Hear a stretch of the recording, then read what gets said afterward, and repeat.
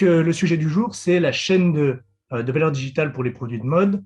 La question, c'est de se dire qu'aujourd'hui, il y a énormément de mots complexes sur le secteur. On parle de blockchain, on parle de métavers, on parle de NFT, on parle d'énormément de sujets qui sont flous, qui sont brouillons. On a eu des éclairages aujourd'hui, ce matin, avec Teddy sur le métavers, avec Nathalie sur l'habillage virtuel, ou avec Grégory sur les technologies immersives. Mais l'objectif, là, de ce talk, de mon talk, ça va être de mettre un petit peu plus de clarté à l'intérieur de tous ces éléments, de tous ces mots, et de voir comment on peut les relier par rapport à une entreprise de mode, une marque de mode. Donc, quelles sont les valeurs ajoutées de tous ces services, de tous ces produits digitaux, et la question, c'est de se dire d'où ils viennent, d'essayer de comprendre un peu plus précisément. Voilà, super, maintenant je l'ai. Donc, je me présente, Adrien Delopaoli, je suis le fondateur et directeur général du groupe De Rigueur. Donc, De Rigueur, en un petit mot, c'est une société, c'est un groupe qui est spécialisé dans l'innovation de produits au service des grandes marques de la mode et du luxe. Donc, on travaille avec des marques comme Balenciaga, comme Lacoste, comme Fusal, et on va les accompagner sur l'innovation de produits sur 3 entités, 3 business units. L'une qui est dédiée Point Tech, donc qui est dédiée à tout ce qui est innovation technologique, électronique embarquée, mécanique complexe. On a pu développer des vestes de ski chauffantes ou encore des sacs à dos solaires avec des systèmes de recharge de smartphones sans fil. Notre business unit Point Green qui est dédiée, elle, à tout ce qui est innovation durable, donc revalorisation des déchets de prod des marques ou bien création de nouvelles matières. Et aujourd'hui, j'ai le plaisir de vous présenter notre 3e business unit, donc Point Smart, qui, elle, est dédiée aux services digitaux et aux produits digitaux autour du produit de mode. Donc, petit point sur le contexte, simplement comme rappel, la pandémie est passée, tout le monde s'en rappelle, on est encore dedans. Confinement et couvre-feu ont eu un impact énorme sur le développement des mondes digitaux, en particulier du gaming. On parle aujourd'hui d'à peu près 3 milliards de joueurs dans le monde. Et le fait de passer beaucoup de temps à la maison a accéléré cette croissance des mondes digitaux. Un point qui est important à saisir, c'est que le monde digital par rapport au monde physique permet donc à la nouvelle génération, donc Gen Z, Gen X, Gen Y, Millennials, d'avoir différentes personnalités en fonction des jeux et des réseaux sociaux sur lesquels ils sont, qu'on soit sur Instagram, sur TikTok ou dans des jeux comme Fortnite ou Roblox. On peut être la personne qu'on veut, acheter des skins pour ses joueurs, se rendre plus beau, plus grand, plus fort, plus sexy avec des armes de calibre toujours plus grosses. Et donc ça, cet élément est important dans l'accélération de la mise en place de ces mondes digitaux. Depuis 2017, on a aussi l'explosion de Bitcoin et des différentes monnaies virtuelles qui sont mises en place et des gens qui sont enrichis. Et tous ces éléments ont fait prendre conscience aux grandes marques, en tout cas toutes les marques, qu'il y avait du monde dans ces mondes digitaux, du monde dans ces mondes. 3 milliards de personnes, je ne parle pas non plus des personnes qui sont sur les réseaux sociaux, donc c'est un monde dans lequel finalement il y a une clientèle potentielle à adresser et donc un univers dans lequel communiquer. C'est un univers qui est devenu donc beaucoup plus sexy pour communiquer sur les marques, leur savoir-faire et leurs propositions. Et une étude récente de Business of Fashion nous rappelle ceci, c'est que, donc là, celle-ci, celle que je vous présente, c'est que dans la population américaine, ici on se focalise sur les États-Unis, le nombre de personnes intéressées pour acheter des assets digitaux, donc je précise assets digitaux, ça va être des skins pour des jeux vidéo, des filtres de réalité virtuelle, ça va être des avatars, ça va être des NFT, donc tous ces objets digitaux, ces digital assets dont on va parler un peu plus tard. Donc, on est sur une population qui s'intéresse et qui se pose la question d'en acheter dans les 12 mois qui viennent. On voit à peu près une 50aine de % du côté du panel large, et plus on va sur un panel, on va dire high net worth individuals, donc avec un patrimoine de plus d'1 million de dollars, on augmente ce pourcentage autour de 70% de personnes qui sont intéressées par acheter des assets digitaux. Et quand on se concentre sur un panel plus petit, qui est celui des communautés déjà très sensibles aux assets digitaux, notamment les communautés DressX ou de The Fabricant, là ici on explose avec quasiment 80% de personnes qui sont intéressées par acheter ces assets en ligne. Donc, est-ce qu'il y a un potentiel pour les marques? C'est ce qu'on va voir sur la présentation et sur la suite de la présentation. Petit rappel aussi sur qu'est-ce qu'une chaîne de valeur pour un produit physique, un produit normal. Un produit physique qui commence par la direction artistique, par une idée créative, par son design, après du sourcing de matière, du développement de prototypes, de la production, la distribution, la consommation, l'utilisation du produit en tant que tel, sa fin de vie, éventuellement recyclage, et toute la chaîne logistique qui va autour. Maintenant, la question, c'est de se dire comment le digital est venu impacter cette chaîne de valeur. Et donc, pour clarifier tout ça, ce que j'ai décidé de faire, c'est, au vu de l'expérience du marché, du secteur et de tout ce que j'ai pu voir sur le secteur, j'ai décidé de séparer ça en deux grandes catégories. Une catégorie services digitaux, et là, on va pouvoir retrouver cette chaîne de vie du produit, cette chaîne de valeur du produit, avec une phase de conception, une phase de production, de distribution, d'expérience utilisateur. Et donc là, les services digitaux vont influer chacune de cette partie. La blockchain, derrière, les certificats digitaux ne sont là que pour certifier la bonne qualité des informations transmises et on peut les trouver à toutes les étapes. C'est pour ça que le mot blockchain, je le mets en transverse. Et de l'autre côté, vous allez voir que le NFT est le pendant produit du service blockchain. Et de l'autre côté, les assets digitaux dont on parlera après. À partir de maintenant, on va rentrer dans les services digitaux et puis on va essayer d'avoir des exemples. Moi, je suis monsieur exemple, j'adore donner des exemples et on va rentrer dans des exemples plus concrets pour comprendre à quoi ça sert, quels sont les services digitaux pour la conception, production, distribution, expérience utilisateur. Et n'hésitez pas, si vous avez des questions, à la fin, je pourrai répondre.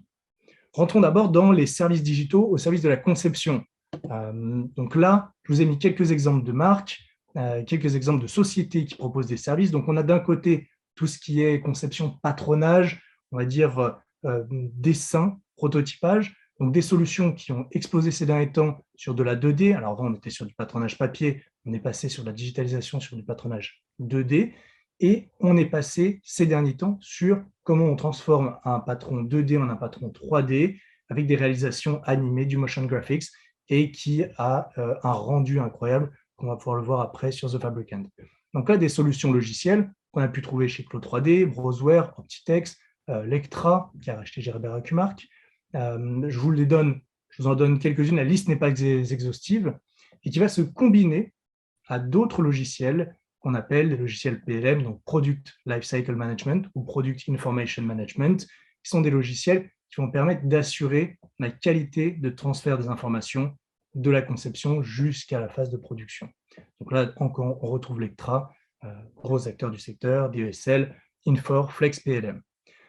L'intérêt, donc si vous êtes une marque de mode et que vous m'écoutez, l'intérêt de ces logiciels, ils sont là surtout pour gagner du temps et pour gagner en coût.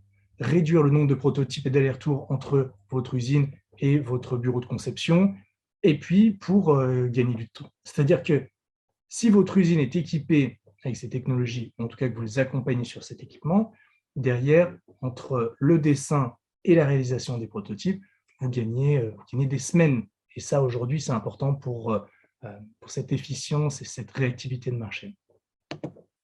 On rentre dans la partie donc production. Forcément, après la conception, là, le lien est assez clair aussi. On retrouve Lectra, mais je vais vous donner quelques exemples.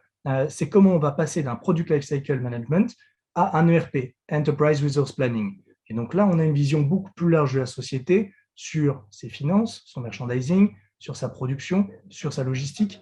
Et là, on a une quantité d'informations au niveau de la production qui sont énormément de data à gérer. On a des acteurs, notamment Tekin, qui est partenaire de Fashion Green Hub, qui a développé son propre logiciel SaaS pour de la production à la demande. De même, Lectra a proposé sa solution de production à la demande. Et enfin, Epson, de la production à la demande digitalisée pour de la sérigraphie, des solutions d'impression sur textile.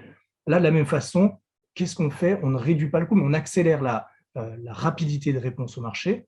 On accélère la flexibilité, aussi les quantités de commandes qui vont pouvoir être modulées. Et ça peut carrément faire gagner en chiffre d'affaires pour les marques grâce à cette réactivité et à la proposition de quantités qui correspondent à la demande ou quasiment à la demande et d'éviter du surstock. Troisième étape, la distribution. Cette distribution s'est vue accélérée sur la phase B2B, c'est-à-dire jusqu'à présent, on allait sur des salons. Aujourd'hui, les salons se digitalisent et on a des acteurs qui ont pris énormément de place, des acteurs américains, des acteurs dans le développement durable. Je parle de plateformes qui vont mettre en relation des marques avec des boutiques qui n'ont plus la possibilité de se déplacer. En tout cas, là, sur les 2 dernières années, elles n'ont pas eu la possibilité de se déplacer.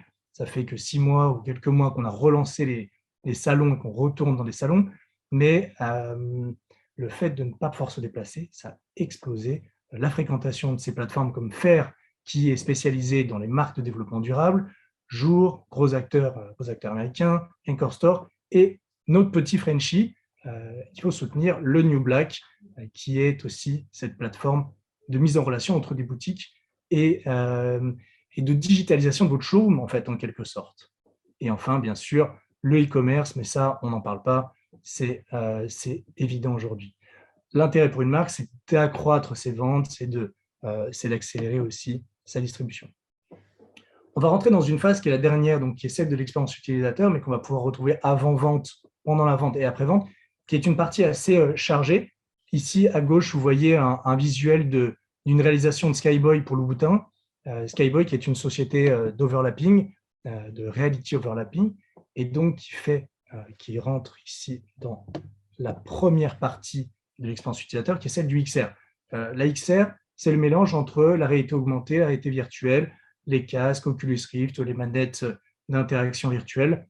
Et donc, on a des exemples ici en réalité augmentée, en réalité virtuelle, que ce soit chez Louboutin, que ce soit chez Dior, Sephora, Balmain, Burberry, j'en passe. De plus en plus de marques se mettent à ce type d'expérience pour réenchanter le magasin, pour réenchanter l'expérience physique, ou encore pour réduire les taux de retour. On peut le retrouver dans du fitting avec des solutions de chez Fittle, Fitizzi ou Nexer, qui vont soit se baser sur des algorithmes ou sur des cabines de scan directement en boutique. Autre exemple d'expérience utilisateur, les assistants virtuels. On en retrouve chez Stitch Fix, Trunk Club, donc ça va être des chatbots, ça va être des assistants, des personal shoppers en ligne, et le petit nouveau Anamode, petit français. Voilà, on essaie de tirer notre épingle du jeu aussi en France face aux gros acteurs américains de l'expérience utilisateur. Et enfin, tout ce qui est contenu marketing embarqué dans le produit. Donc là, ça va être des étiquettes intelligentes à travers lesquelles on va passer par des codes QR, des QR codes, du RFID, qui vont ouvrir des champs interactifs ou statiques d'information, marketing et d'interaction avec le client. L'intérêt ici, ce n'est pas de réduire les coûts ni d'accélérer la diffusion d'un produit, c'est plutôt d'augmenter la fidélité et l'engagement des clients. Hop. Voilà pour toute la partie servicielle, services digitaux. Maintenant, je vais rentrer dans la partie, on essaye toujours de structurer cette pensée entre services digitaux et produits digitaux, mais cette fois-ci, on n'est pas dans un suivi linéaire du cycle de vie du produit. Cette fois-ci, la division, elle va se faire plutôt par plateforme. Pourquoi par plateforme? Parce qu'en fait, sur chaque plateforme, il va y avoir des conceptions différentes, et la problématique qu'on a aujourd'hui, c'est qu'il n'y a pas d'interopérabilité entre les différentes plateformes. Si vous développez une skin pour Roblox, elle ne sera pas compatible avec Fortnite. Si vous faites des filtres sur Instagram, on ne pourra potentiellement pas les utiliser sur TikTok. Donc, il y a une certaine règle et des certaines règles sur chaque plateforme. Qui dit règle, dit fichiers différents, dit codage différent. Donc, des compétences aussi différentes en développement web, en développement de solutions. Ici, les 4 catégories que j'ai choisies sont les catégories du gaming, les catégories des réseaux sociaux, des communautés, et puis de la collection et du trading. Encore une fois, on retrouve en bas, on retrouve sur cette partie transversale les NFT, les non-fungible tokens, qui sont donc des produits digitaux, des créations digitales auxquelles on va donner une valeur de non-reproductibilité grâce à des certificats digitaux issus de la blockchain. Voilà pourquoi je les mets en regard blockchain et NFT, pour avoir cette clarté de pensée. J'espère que c'est clair pour vous aussi, de se dire que la blockchain est aux services digitaux que je vais pu vous présenter pour les entreprises, pour les marques, ce que les NFT sont aux produits digitaux, aux digital assets. On rentre maintenant dans des exemples plus précis. Comme ça, vous allez pouvoir voir de quoi je parle. Dans le gaming, ici à gauche, vous pouvez voir une création d'Alex Studio pour Montclair qui a été utilisée dans Fortnite. Donc, des rendus, vous voyez, ici, on a un rendu très particulier. Pensez au jeu de Minecraft. Là, ce n'est pas compatible en termes de design. Quelques exemples qui permettent de voir quelles sont les collaborations qui ont été mises en place. On en parle souvent, Balenciaga, Fortnite. Tout à l'heure, Grégory nous montrait le jeu de Balenciaga, qui sont allés encore plus loin. C'est vrai que c'est impressionnant, mais là, il faut se rappeler qu'on est sur un objectif de communication, de marketing, d'engagement avec le client potentiel, et puis de s'intégrer dans les jeux qu'il aime, dans les jeux dans lesquels il s'épanouit, dans lesquels il passe du temps, pour lui montrer que la marque est cool sur tous les univers physiques, les univers digitaux. Donc ici, des collaborations Fortnite, Balenciaga. On a vu beaucoup de collections chez Animal Crossing, Valentino, Marc Jacobs, Fendi. Et enfin, le jeu Be-Bounce de Burberry, où on peut jouer avec des petits daims, super lookés. On peut jouer, on peut faire du surf, on peut faire plein d'autres choses. Et donc, comme je vous disais, l'objectif, c'est d'aller toucher ces gamers qui ont une vie dans la réalité et qui peuvent être intéressés par acheter les vêtements qu'ils ont pu voir, avec lesquels ils ont habillé leur avatar. Des différentes identités digitales, comment le physique peut essayer de transcender ça et de reprendre la main sur les identités digitales. On peut être qui on veut, très cyberpunk, tout ça. On passe maintenant sur les produits digitaux, plutôt dans les réseaux sociaux. Donc là, vous les connaissez, c'est des filtres, mais certaines marques se sont amusées à vendre des filtres, comme Gucci sur la Virtual 25, ou encore à créer cet engagement, que ça soit chez Marine Serre ici, que vous pouvez voir à gauche, ou Louis Vuitton sur des collections de lunettes. L'objectif ici, encore une fois, c'est de créer de l'engagement. Et là, ce qui est assez incroyable, c'est de se dire que en créant ces feats, en créant cette interaction sur les réseaux, c'est aussi une façon pour les marques de communiquer en passant par leur communauté. Et là, c'est génial parce que du coup, nous, utilisateurs, clients, consommateurs, on communique pour ces marques qui bénéficient d'une communication C2C quasiment gratuite. Et puis même se faire rémunérer dans le cas de Gucci. Engagement, awareness sont les raisons pour lesquelles les réseaux sociaux et les produits digitaux qu'on peut créer sont intéressants dans les réseaux sociaux. Troisième type, en tout cas troisième environnement dont je voulais vous parler, sont les communautés. Là, Teddy en a très bien parlé tout à l'heure, les métavers, on a des exemples comme Digital Village, qui a été créé par une Finlandaise, NextDecade.io, qui a été créé par un ancien de chez Louis Vuitton, Skinvaders, qui a son stand là sur les Fashion Tech Days, et Meta, donc Facebook qui est devenu Meta. Et là, j'aimerais quand même faire un tout petit aparté sur Meta.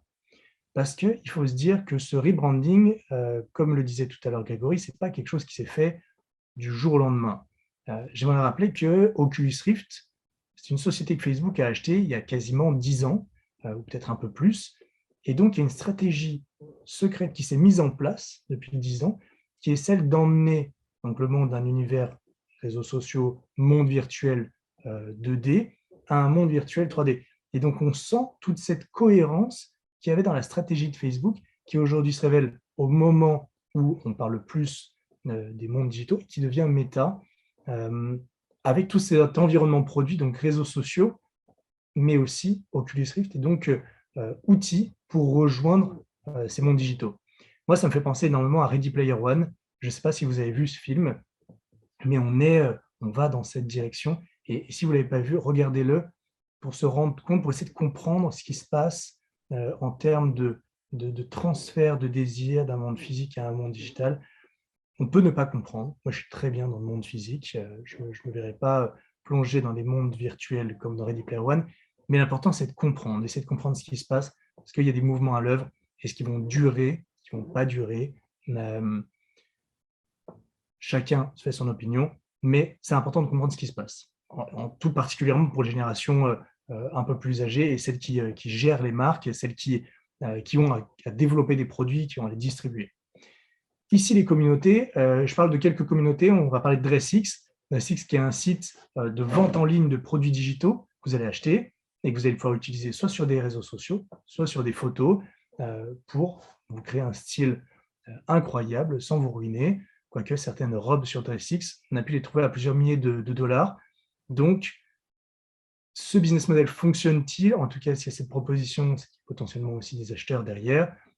Et tout particulièrement, je pense à des influenceurs, des influenceuses qui ont besoin de contenu pour partager à leur réseau, à leur communauté, et qui vont aller chercher ce contenu pour se positionner avec des vêtements incroyables, dans un univers aussi incroyable.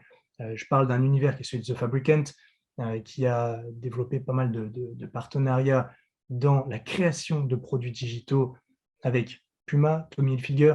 Et là, ici, on refait le lien tout à l'heure avec les services digitaux pour la conception. The Fabricant typiquement, c'est une digital fashion house. Ils vont concevoir du vêtement digital. Maintenant, pourquoi je sépare cette partie service, cette partie produit? C'est que, comme pour les réseaux sociaux, il y a deux choses. Il y a d'un côté les services de conception et puis la production in fine du vêtement virtuel. Donc, je sépare les deux, le vêtement virtuel et sa conception. Des Digital Fashion Week, donc forcément, là, ces 2 dernières années, on a vu émerger des Digital Fashion Week un peu partout. On en a une qui a été magistralement orchestrée par la FHCM en France. Et enfin, l'application ADA, qui est intéressante aussi, puisqu'elle permet de créer son propre avatar de mode et au milieu de centaines, 200 marques qui sont en partenariat pour communiquer dans ces mondes digitaux. La quatrième partie dans les produits digitaux, c'est ceux qui sont pensés pour de la collection, pour du display et pour de la revente. Donc là, à gauche, on voit la chaussure développée par Artefact pour Atari. Ici, quelques exemples. On va donc parler forcément de NFT, puisque le NFT, son intérêt aujourd'hui principal, c'est de le collecter, de l'acheter pour pouvoir le revendre plus tard. On est sur une logique de spéculation, puisque ce sont des produits digitaux uniques, non reproductibles. Comme le disait tout à l'heure Teddy, la blockchain n'étant pas craquable à cause du code des différents blocs, c'est-à-dire que si vous détruisez une partie du bloc, vous ne pouvez pas l'associer au reste de la chaîne, et donc vous êtes obligé de recréer une chaîne totale, ce qui est une autre blockchain, et donc un autre NFT. Donc impossible de les copier. Ici, quelques exemples de NFT qui ont été créés. C'est celui de la robe enflammée de Balmain pour Vogue Singapour, ou encore du Baby Birkin d'Hermès qui a été vendu autour de 25 000 $. Maintenant, ce sac a défrayé la chronique en disant oh, on a vendu un sac virtuel plus cher qu'un sac physique. Oui, mais ce n'est pas ça qui va faire le chiffre d'affaires d'Hermès, dans le sens où si demain créent autant de NFT qu'ils produisent de sacs, la valeur va forcément chuter, il va falloir avoir un processus créatif pour chacun de ces sacs et les différencier. Même le volume et l'offre vont faire que la valeur va chuter. Donc, de mon point de vue, je ne vois pas comment les NFT peuvent devenir un vrai business model pour une marque établie. En tout cas, ça permet de communiquer, de faire des coups de com', ici pour Singapour, ici pour le sac d'Hermès. Des exemples encore chez Gucci, Artefact qui a développé pas mal de NFT. L'objectif ici, c'est d'essayer de faire de l'argent avec des produits digitaux. On va trouver beaucoup plus de sens dans le milieu artistique, dans des œuvres qui déjà physiquement n'étaient pas forcément reproductibles si on veut qu'elles aient de la valeur. Donc là, ça aura plus de sens. Pour un produit de mode, le sens, et en tout cas la valeur apportée dans le long terme, est encore à prouver. J'ai fait le tour de cette structuration de pensée pour la chaîne de valeur digitale au service des produits de mode. Donc, comme je le disais, services digitaux, produits digitaux, la chaîne de valeur. Et là, je vais rentrer dans trois exemples de solutions que nous avons développées ou que nous sommes en cours de développement pour comprendre comment ça se passe en termes de création. On parlait tout à l'heure des services digitaux pour le marketing et pour l'engagement. Ici, j'ai voulu faire un focus sur les étiquettes intelligentes. Les étiquettes intelligentes, ça va être d'un côté les QR codes, de l'autre côté des tags RFID. On veut une technologie passive. Quand je dis passive, c'est versus une technologie active comme le Bluetooth, le Wi-Fi ou encore le GPS. Une technologie passive, puisque une technologie passive ne demande pas de batterie pour de sources d'énergie. Et en plus de ça, aujourd'hui, les actions de scan de ces différentes technologies sont de plus en plus répandues. On pense au QR code aujourd'hui avec les passes sanitaires. Je pense que tout le monde sait comment un QR code fonctionne et a réussi à paramétrer sa caméra si il ne pouvait pas, pour pouvoir prendre des photos de QR code au restaurant, dans les bars, puisque de nombreux ne proposent plus de carte physique. Le tag RFID, c'est un petit peu plus compliqué. On utilise une technologie qui s'appelle le NFC, le Near Field Communication, RFID pour Radio Frequency Identification. Donc ici, ça va être un capteur qui va être à l'intérieur de votre téléphone, qui va rentrer en résonance avec une antenne métallique qui va être cachée derrière une étiquette. Vous le voyez par exemple chez Decathlon. ils ont développé un savoir-faire dans lequel leurs vêtements, on les met dans des bacs et ces bacs vont reconnaître automatiquement la qualité du vêtement, son prix, ce que c'est exactement, le déduire du stock. Donc, ce genre de tags vont permettre d'intégrer du contenu, qui sont un contenu supply chain, qui est déjà utilisé aujourd'hui par certaines marques pour le suivi du stock, pour la logistique, pour les entrées et sorties, mais qui peut aussi être utilisé pour apporter du contenu au client final. Ce contenu, il est soit statique, soit interactif. Quand je parle de contenu statique, on va avoir, par exemple, des fiches produits, des numéros d'identification, une capacité de suivi dans la vie du produit pour de la revente potentielle. Et là, quand je vous parle de ça, on fait un petit point sur la blockchain. La blockchain est là ou pas, elle intervient ou pas pour créer de la valeur dans la revente et assurer que les informations fournies ne peuvent pas être copiées ou copiables par des contrefacteurs. Mais donc, encore une fois, la blockchain n'est pas forcément nécessaire pour avoir du contenu marketing intégré à l'intérieur d'un produit. Interactif, là, je fais un lien encore avec Skyboy, par exemple. On peut très bien scanner un QR code et ouvrir un monde digital qui va tourner autour d'un produit, autour d'une robe, autour d'un t-shirt, comprendre sa composition, rentrer dedans pour comprendre sa fabrication, avoir accès à du contenu visuel et même interactif avec les personnes qui l'ont fabriqué. Et donc, ces contenus vont être plutôt interactifs. Je rentre dans un autre projet que nous portons en ce moment, qui est le projet LISA, pour Low Impact Software Advisor. Ici, nous, on a toujours chez De Rigueur une vision utile, une vision comment on peut apporter de la valeur à l'intérieur du produit. C'est ça notre métier. Donc on s'est posé la question de comment on peut apporter de la valeur de durabilité à l'intérieur d'une interaction post-vente.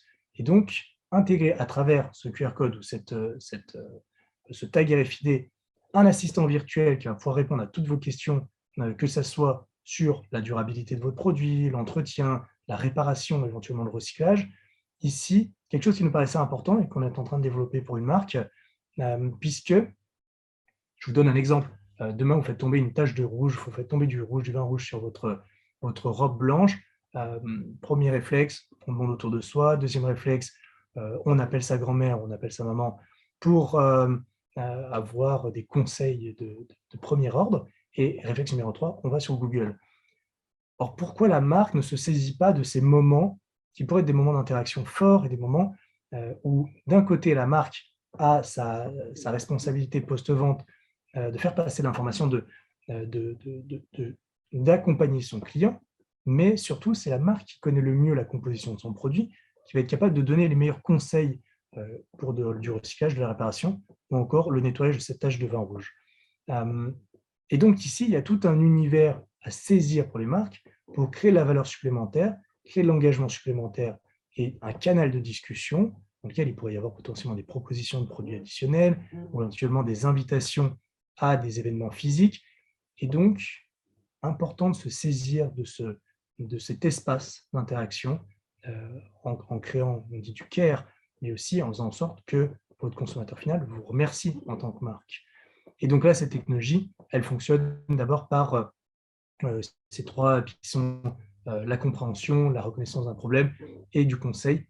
Cette reconnaissance, elle peut passer par de la photo, par du scan de QR code, de l'intelligence artificielle par rapport à une problématique. On va prendre en photo une déchirure, un problème de conception, un vêtement qui est abîmé, et peut-être que cette intelligence artificielle va pouvoir directement déterminer si c'est un problème d'usure, de conception ou de misuse, enfin d'usage, de mauvais usage, et donc faire une recommandation directement à la personne qui utilise ce chatbot. Dernier exemple, ici, ce sont les produits digitaux.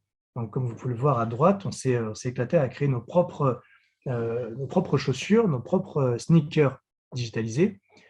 Donc là, pour comprendre comment on crée un produit digital, on les a vus dans les exemples que Grégory nous montrait tout à l'heure. Développer un produit digital, ça demande des compétences particulières, des compétences en motion graphics et de l'utilisation de logiciels comme Unreal Engine, Unity, qui vont commencer d'abord par la phase de conception. Donc vous avez plusieurs choix. Soit, et là on revient sur les services digitaux de tout à l'heure, soit vous avez utilisé des solutions comme Claude 3D, Optitex, vous avez développé votre patron en 2D et vous l'avez projeté en 3D. Là, vous avez déjà une base intéressante.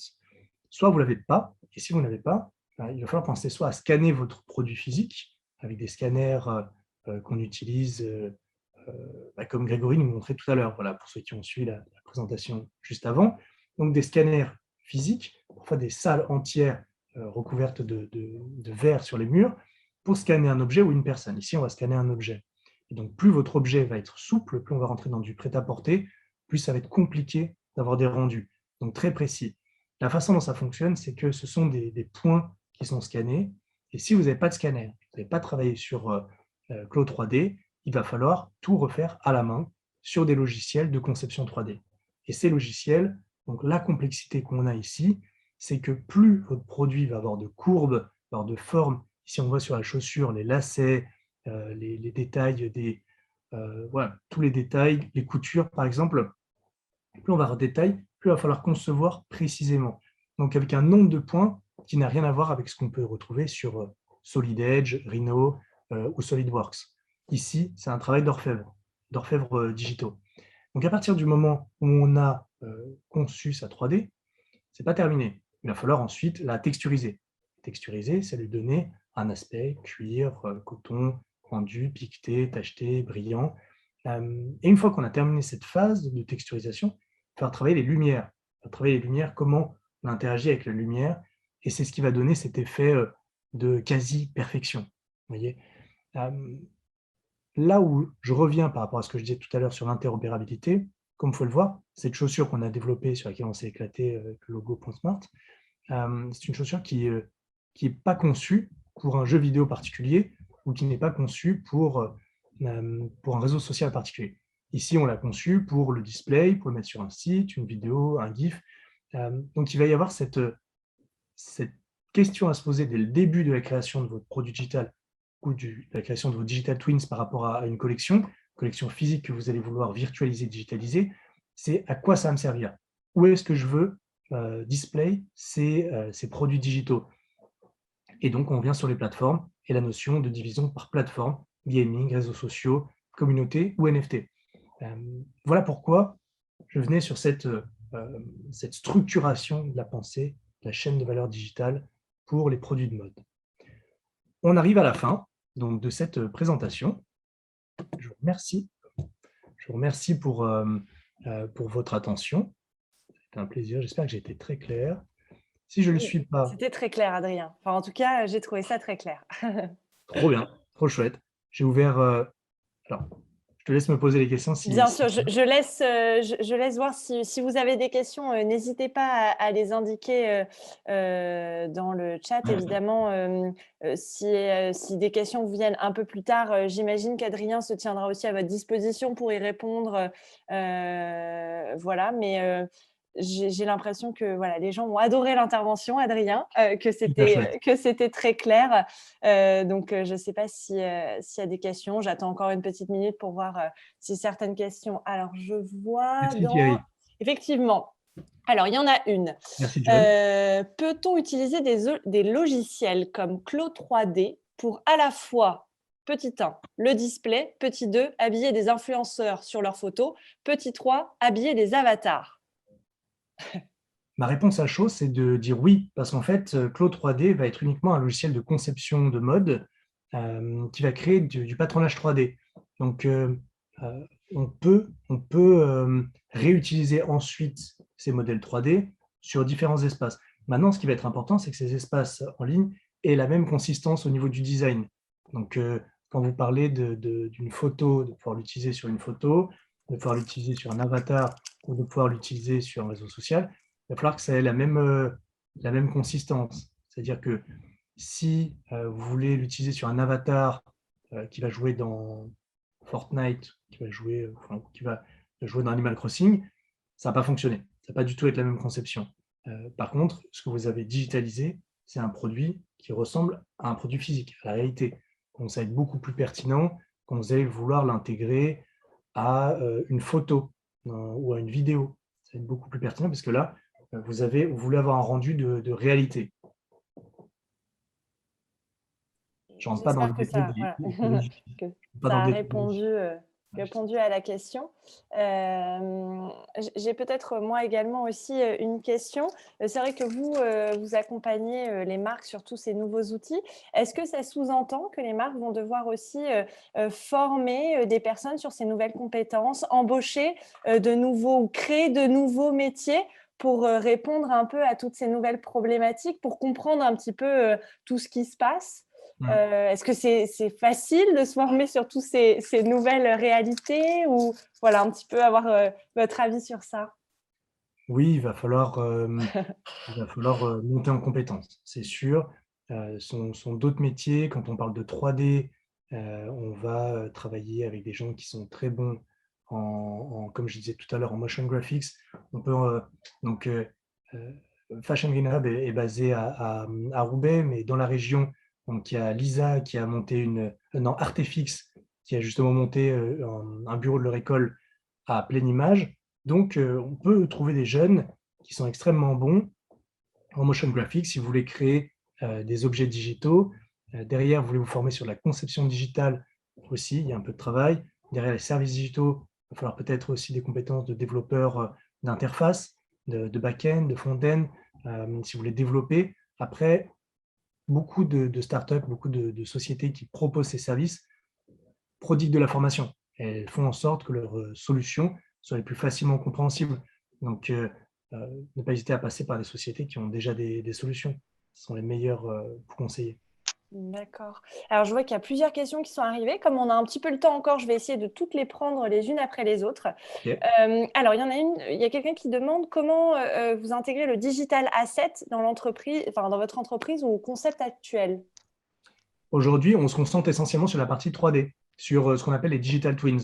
Notre objectif, c'est de travailler avec les marques qui conçoivent les collections physiques et de leur proposer pendant la conception physique de travailler sur la digitalisation du produit en tant que tel. Alors, je ne vous cache pas que c'est beaucoup plus facile de travailler sur la maroquinerie et de travailler sur de la chaussure que de travailler sur du prêt-à-porter. Mais notre objectif, c'est ça, c'est de leur permettre au moment où elles lancent leur collection, en physique, en défilé, d'avoir le pendant virtuel, digital, soit déjà à disposition pour peut-être faire un défilé digital, un double défilé, ou voilà, pour avoir ce twin, ce jumeau digitalisé. Donc nous, on se concentre sur cette partie 3D, texturisation, illumination, toute cette partie conception. D'accord. Autre question, est-ce qu'il y a des conversations actuellement entre toutes les plateformes, donc Instagram, TikTok, Fortnite, pour s'uniformiser ou créer une plateforme commune et offrir la possibilité aux consommateurs comme aux marques d'utiliser le même produit avec chaque plateforme? Malheureusement, non. Ça va être un vrai sujet dans les années qui viennent, puisqu'il va y avoir une grosse demande de la part des annonceurs d'avoir de l'interopérabilité entre les différentes plateformes. C'est-à-dire qu'à partir du moment où elles ont développé leur collection digitale, elles vont avoir envie que ça puisse facilement s'intégrer sur telle ou telle plateforme, tel ou tel jeu. Mais aujourd'hui, on le voit en termes de design, ce que je disais tout à l'heure, ça ne fonctionne pas. Et puis, les éditeurs de jeux ne vont pas forcément laisser faire les annonceurs, parce que sinon, ça risque d'être, excusez-moi l'expression, la fête à la saucisse, quoi. On va avoir des annonceurs de la pub de partout. Donc, chaque éditeur de jeu va avoir sa politique spécifique. Certaines vont proposer des environnements de développement spécifiques, qu'on peut le retrouver chez Meta pour développer des filtres. Donc, ils vont proposer des environnements soit propriétaires. Et là, la question, c'est un peu Android versus Apple. Est-ce qu'on a envie d'avoir de l'interopérabilité? Si on veut de l'interopérabilité, il faut partir sur du Android, quelque chose qui est largement partagé, mais ça sera le choix des éditeurs. Et chacun aura sa stratégie de marché. Très bien. La personnalisation du produit par le consommateur final fait-elle partie de votre réflexion?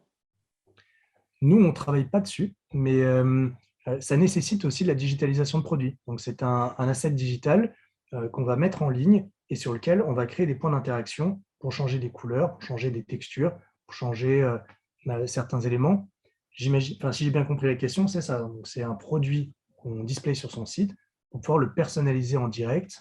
Et donc là, ça relève d'un côté de l'expérience utilisateur durant l'achat, mais aussi d'un asset digital qu'on a créé, on a dû créer en 3D pour le display. Et cette création en 3D, elle va être plus ou moins complexe en fonction de ce qu'on demande au produit. Si on veut que le produit soit simplement posé en 2D en photo, OK, niveau de complexité le plus bas, on va dire, puisqu'on est sur de la 2D. Si on veut que le produit puisse tourner sur lui-même et changer de couleur, là, on va intégrer des notions plus complexes de motion graphics. Et si on veut maintenant pouvoir, avec sa souris, interagir pour faire bouger le produit et jouer avec et tourner autour, là, on est sur un niveau aussi plus avancé encore. D'accord. Et alors peut-être dernière question ou avant-dernière question, comment une marque qui se lance peut accéder à ce type de technologie? De motion graphics? Je pense que voilà, toutes les technologies dont on a parlé, j'imagine, ça n'a pas été précisé, mais savoir si finalement c'est accessible aux marques qui se lancent, aux très petites entreprises. Aujourd'hui, le nombre de compétences étant, en tout cas les compétences entre le gaming et la mode étant pas encore énorme, il y a un certain coût, mais vous allez pouvoir trouver des acteurs comme The Fabricant, par exemple, qui débordent de demandes, qui sont basés aux Pays-Bas, Skinvaders, par exemple, aussi, qui sont présents ici sur Fashion Tech Days. Nous aussi, vous allez pouvoir nous demander de digitaliser des collections, ou bien d'aller vers des écoles. Je parlais d'Artefix tout à l'heure, Lisa, ou des écoles de gaming, des écoles de conception de jeux vidéo qui vont être capables de répondre à cette demande de digitalisation de produits, de création de produits digitaux pour les métavers.